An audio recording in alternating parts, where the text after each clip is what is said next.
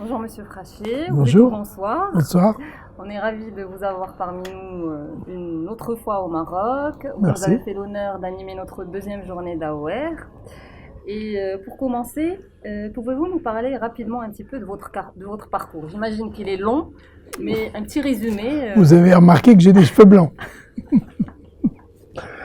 Donc, j'ai eu la chance d'être interne dans le service du professeur Chouard.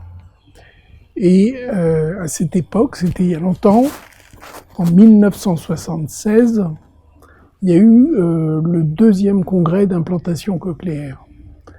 Et donc, c'était vraiment le tout début où il y avait 100 personnes qui s'intéressaient à l'implant dans le monde. Et donc, moi, j'ai été passionné tout de suite par ça. Donc, petit à petit, j'ai orienté ma formation et ma carrière sur l'exercice de l'otologie. Au départ, j'étais à l'hôpital Avicenne à Bobigny, où on faisait de tout, de la grosse cancérologie, etc. Puis petit à petit, on a commencé à faire des implants. C'était dans les années 90. On faisait un implant par an, 2.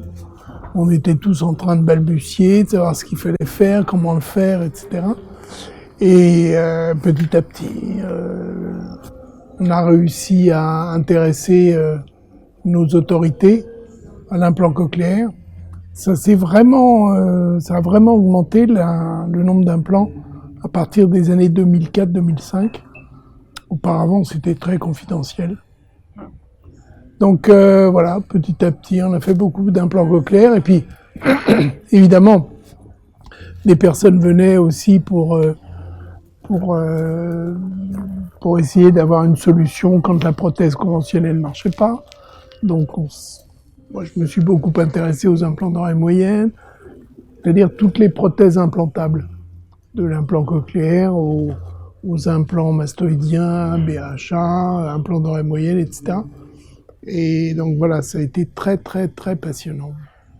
Très bien. Alors, une autre petite question. Qu'est-ce que vous pensez ou quel est votre regard sur la formation en otologie actuellement? Alors, la formation en otologie est assez exigeante, hein, c'est-à-dire que il faut que les étudiants, les élèves, les internes, les résidents apprennent la physiologie, hein, donc il faut apprendre. Après, il y a une grande phase qui est la réalisation des actions chirurgicales. Évidemment, le jeune ORL doit pas croire que en début de carrière, il va gagner sa vie, si j'ose dire, en faisant de la chirurgie de l'oreille. C'est assez exigeant, mais il faut reconnaître que c'est pas l'âge qui donne l'habileté. C'est-à-dire qu'un jeune, il est parfaitement capable de réaliser une autospongiose, une stapédectomie.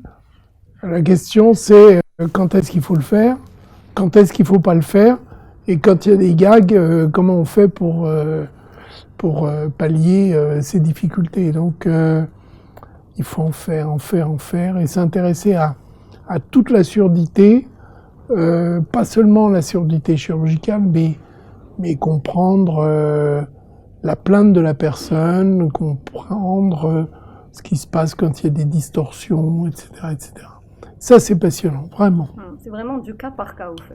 C'est l'expérience qui nous Absolument. permet justement de comprendre. Et ce qui est très intéressant, c'est d'avoir un contact assez proche avec les audioprothésistes. Oui. C'est-à-dire que nous, par exemple, depuis quelques années, à ma consultation où je vois que des surdités, il y a habituellement un audioprothésiste. Et on échange sur chaque cas en disant bon, là c'est pas possible, une prothèse va pas marcher, une prothèse conventionnelle, ah ben là peut-être, etc. Donc c'est passionnant tout de suite d'avoir des réflexions avec un audioprothésiste qui va évaluer la prothèse tout de suite et qui va dire bon, cette prothèse est pas bien réglée, on pourrait peut-être faire mieux en faisant ci, en faisant ça, etc. Donc il faut comprendre que en dehors des grands centres qui font que de l'otologie, hein, Mais même, je pense que même dans ces grands centres d'otologie, il y a une part de surdité médicale, c'est-à-dire de choix de prothèses auditives conventionnelles, qui est important. Oui, c'est clair. Alors, par rapport à l'évolution quand même des solutions de traitement des surdités, de réhabilitation auditive, qu'est-ce que vous pensez des dernières innovations et quel est pour vous l'avenir justement? Où est-ce qu'elle peut aller? Jusqu'où cette technologie peut aller? D'abord, il y a une chose à dire, c'est que l'exploration de cette oreille est très délicate quand même.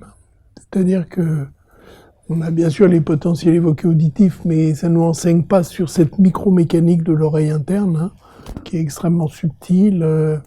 On a bien les auto-émissions, mais il y a encore certainement beaucoup de travail. Je ne sais pas si on arrivera à aller plus loin, enfin j'espère que si. Maintenant en IRM, on commence à voir l'hydrops labyrinthique, donc on voit qu'il y a des choses qui avancent quand même. Hein. Donc voilà, le monde de l'otologie est à vous, les jeunes, et les progrès sont clairement attendus. Ce qui est passionnant, c'est de connaître tous les versants, à la fois la chirurgie et à la fois la prothèse conventionnelle. Oui, tout à fait. Ben, merci beaucoup d'avoir répondu à ces quelques questions. C'est moi qui vous remercie. On vous souhaite une bonne retraite ou pas de retraite? Presque. Non, je m'intéresse à l'innovation, c'est ça qui me passionne, et puis j'essaie de transmettre si j'ose dire, le jeu de la carte, c'est-à-dire vous êtes devant une surdité et vous avez dans votre poche des cartes à jouer. Et donc la question, c'est de choisir la bonne carte au bon moment, de savoir l'expliquer à la personne pour qu'elle adhère complètement à la technique. En tout cas, je peux confirmer que votre passion est contagieuse. Ah, j'espère. Je suis là pour ça. Et on espère bientôt vous revoir parmi nous. Ça sera un grand plaisir. Professeur.